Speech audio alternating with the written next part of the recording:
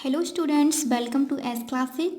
Reflection of light lesson में आज हमारा टॉपिक है गोली दर्पणों से बनने वाले प्रतिबिंबों को खींचने के नियम। गोली दर्पणों से बनने वाले प्रतिबिंबों को खींचने के 3 नियम हैं। इसमें हम पहला नियम समझते हैं। पहले हम फिगर के माध्यम से समझते हैं। ये हमारा है अवतल दर्पण, इस पर ये अब पेंट कर रहे हैं M2। अब हम मुख्य अक्ष के समांतर मुख्य अक्ष रेखा खींचते हैं। ये हमने मुख्य अक्ष रेखा खींच ली। इसमें ये मध्यबिंदु P है, यानी दर्पण के परावर्तक तल के मध्यबिंदु को क्या कहते हैं? दर्पण का ध्रुव। दर्पण के ध्रुव को किससे रिप्रेजेंट करते हैं? P से। ये फोकस, ये वक्रता केंद्र। ध्रुव से फोकस तक की जितनी दूरी है उतनी फोकस से वक्रता केंद्र तक की दूरी होती है। अब प्रकाश की किरण खींची। ये प्रकाश की किरण मुख्य अक्ष के समांतर हम एक प्रकाश की किरण खींचते हैं। ये दर्पण से यहाँ पर टकराई। टकराने के पश्चात ये परावर्तन के पश्चात ये मुख्य फोकस से होकर गुजर जाती है। ये समांतर किरण वो होती है जो सभी जगह जिनकी दूरी समान होती है, इन्हें कितना भी आगे बढ़ाते जाएं ये कहीं नहीं मिलेंगी, वो होती हैं समांतर किरण। ये सिर्फ अवतल दर्पण में होता है। कौन से दर्पण में होता है? अवतल दर्पण में। अवतल दर्पण में ये मुख्य अक्ष के समांतर प्रकाश की किरण परावर्तन के पश्चात मुख्य फोकस से होकर जाती है। ये मुख्य फोकस से होकर यहाँ चली गई। अब उत्तल दर्पण में समझते हैं। उत्तल दर्पण में ये उत्तल दर्पण बनाते हैं। अब हम उत्तल दर्पण बनाते हैं। इस पर ये अंदर इसमें ये पेंट हो रहा है। इसमें परावर्तन जो होता है वो उभरे हुए तल से होता है। यहाँ से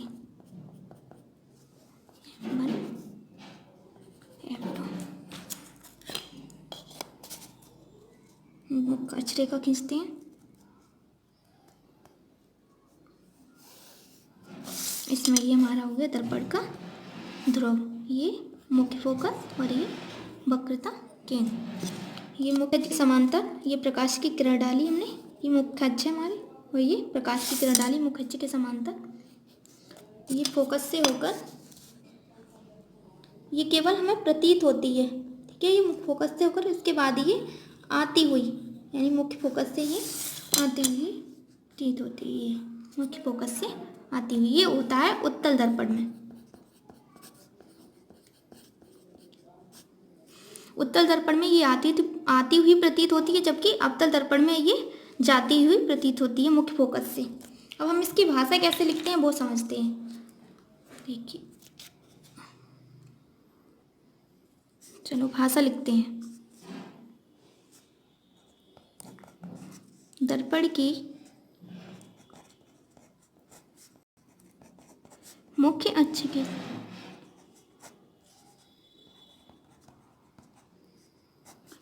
के समांतर चलने वाली किरण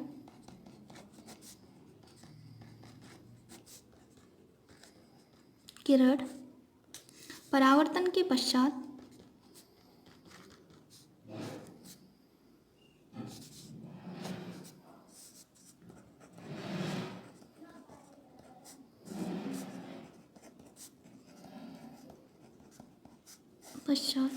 मुख्य फोकस से होकर जाती है।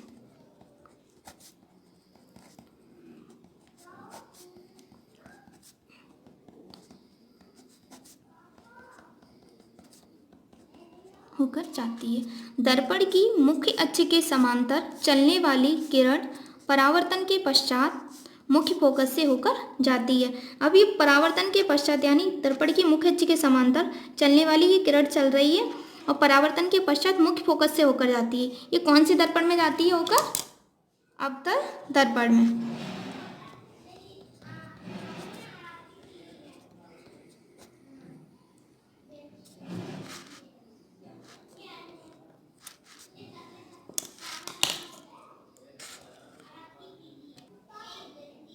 जबकि जबकि मुख्य फोकस से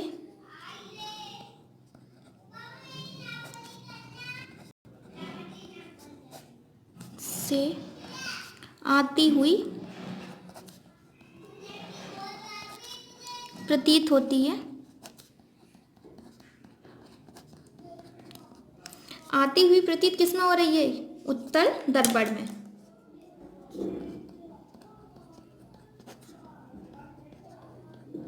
अब आप ये दोनों कॉन्सेप्ट समझ गए होंगे। जैसे कि अवतल दर्पण में मुख्य फोकस से होकर जाती है, जबकि उत्तल दर्पण में मुख्य फोकस से आती है। इसमें अवतल दर्पण में जाती है और जबकि उत्तल दर्पण में मुख्य फोकस से आती हुई प्रतीत होती है। अब हम दूसरा नियम देखते हैं। दूसरा नियम, इसकी पिक्चर देखते हैं पहले हम।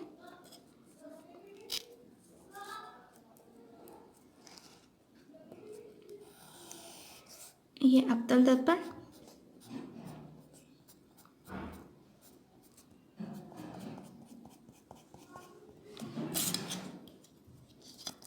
मुख्य अक्षरेखा खींचते हैं।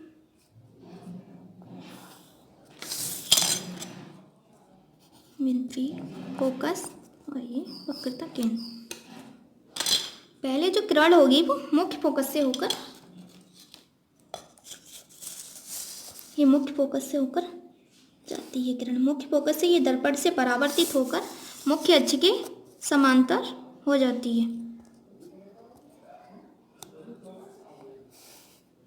ये किरण क्या हो गई? हमारी मुख्य अक्ष के समांतर हो जाती है।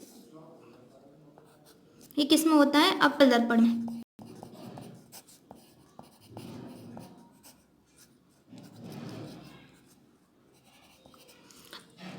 दूसरे नियम में क्या है? पहले जो प्रकाश की किरण होगी वो मुख्य फोकस से होकर दर्पण से परावर्तन के पश्चात मुख्य अक्ष के समांतर हो जाती है। अब उत्तल दर्पण में समझते हैं। उत्तल दर्पण, ये पेंट करना,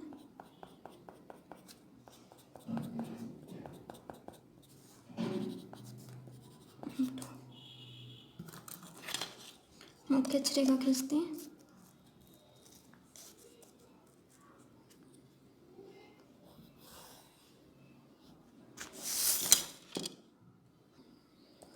मध्य बिंदु बी, फोकस है वक्रता केंद्र सी।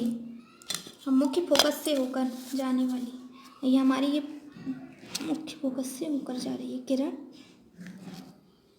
यानी ये जा रही है। यहाँ पर ये उत्तल दर्पण में ये प्रतीत हो रही है। उसके बाद ये मुख्य फोकस से होकर समांतर हो जाएगी। कि ये समांतरित हो गई, मुख्य फोकस से होकर जा रही है, ये परावर्तन के पश्चात मुख्य अक्ष के समांतर हो गई। ये हमारा दूसरा नियम है।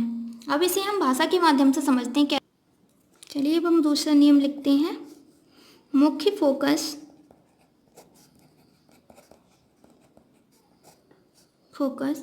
में से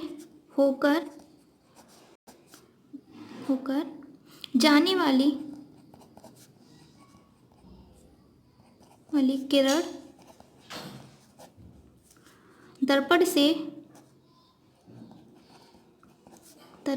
परावर्तित होकर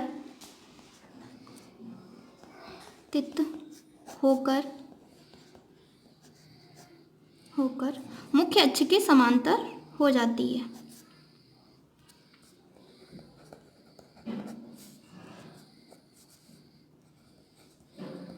मुख्य अक्ष के समांतर हो जाती है।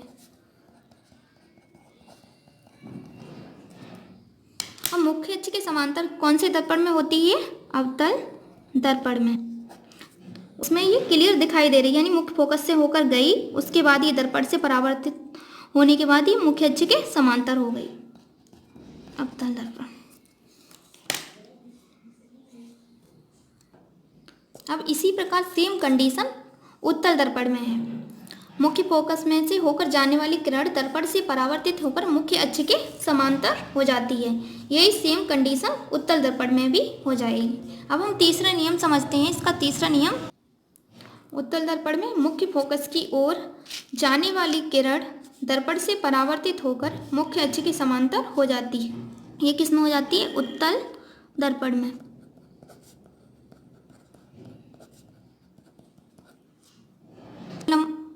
अब इसका रूल नंबर 3 देखते हैं।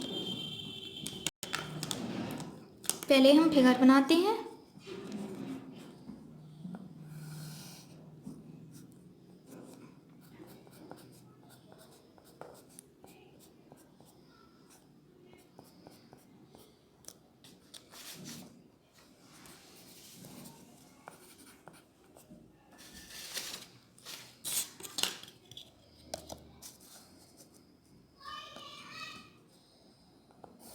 मुख्य अक्ष रेखा खींचते हैं, मध्यबिंदु P, फोकस, वक्रता केंद्र। इसमें जो थर्ड नियम होता है, वक्रता केंद्र में को होकर, यानी वक्रता केंद्र से जो रेखा जाएगी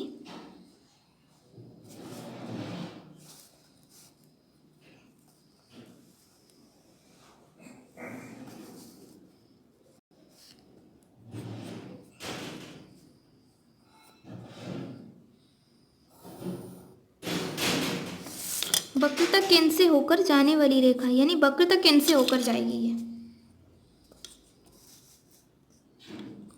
ये यहाँ से जा रही है। वक्रता केंद्र से होकर जाने के बाद ये दर्पण से टकराएगी, उसके बाद परावर्तन के पश्चात ही उसी माध्यम में वापस लौट आती है। ये लौट आए इसी माध्यम से, जहाँ से जाएगी उसी माध्यम से ये वापस लौट आएगी। ये कंडीशन अवतल दर्पण में अपने मार्ग में ही वापस लौट आती है। जिस मार्ग से ये यहाँ से प्रकाश की किरण वक्रता केंद्र से होकर गुजरी, दर्पण से टकराई, उसके परावर्तन के पश्चात अपने ही मार्ग से वापस लौट आई। अब उत्तल दर्पण में समझते हैं। ये उत्तल दर्पण बनाए, इस पर ये पॉलिश की।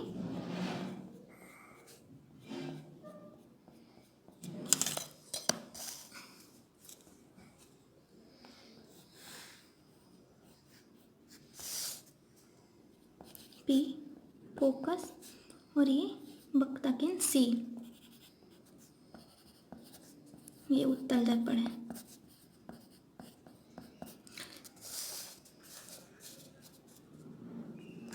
ये यहाँ से प्रकाश की किरण डालनी, ये जा रही है वक्रता केंद्र से। उत्तल दर्पण है तो ये केवल प्रतीत होगी और उसी माध्यम में ये वापस फिर लौट आई।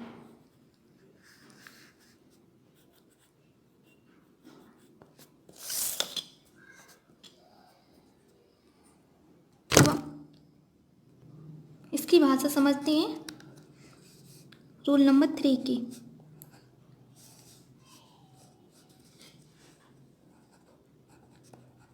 वक्रता केंद्र में से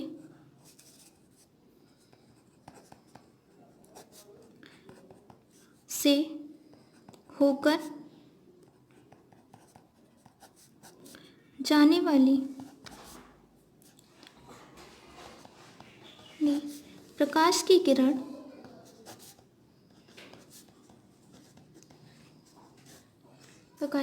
परावर्तन के पश्चात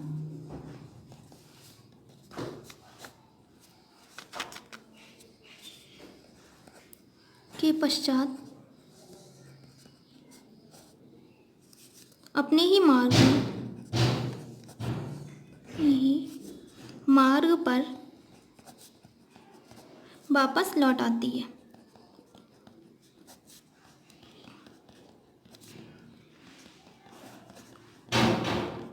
ये देखो, ये वक्रता केंद्र से होकर जाने वाली किरण परावर्तन के पश्चात अपने ही मार्ग से यहाँ पर ये वापस लौट आती है। ये अवतल दर्पण में।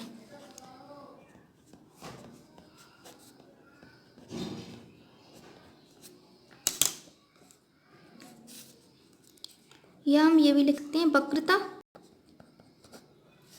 केंद्र की ओर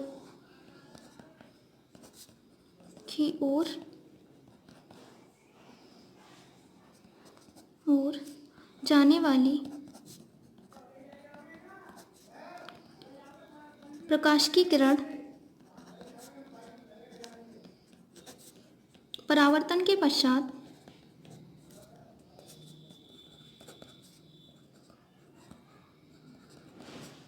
पश्चात अपने ही मार्ग पर वापस लौट आती है। ये भी देखो यहाँ पर उत्तल दर्पण में भी ये परावर्तन के पश्चात अपने मार्ग पर वापस लौट आती है। दोनों की कंडीशन सेम ही होती हैं, पर उसमें ये थोड़ा आभासी रूप में दिखाना पड़ता है उत्तल दर्पण में, जबकि उसमें अवतल दर्पण में वास्तविक रूप में होता है ये सब। अपने ही मार्ग पर वापस लौट आती है।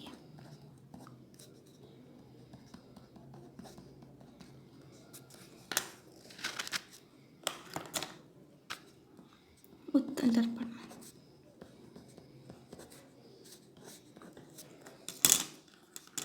वक्रता केंद्र में से होकर जाने वाली प्रकाश की किरण परावर्तन के पश्चात अपने ही मार्ग पर वापस लौट आती है।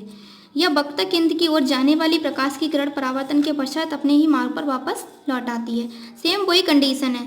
पिक्चर आपकी समझ में आ ही गए होंगे अच्छे से। बच्चों, आपको अगर मेरी वीडियो अच्छा लगा हो तो इसे लाइक करें, दोस्तों को शेयर करें, चैनल को सब्सक्राइब करें और बेल आइकन पर क्लिक करना ना भूलें। धन्यवाद।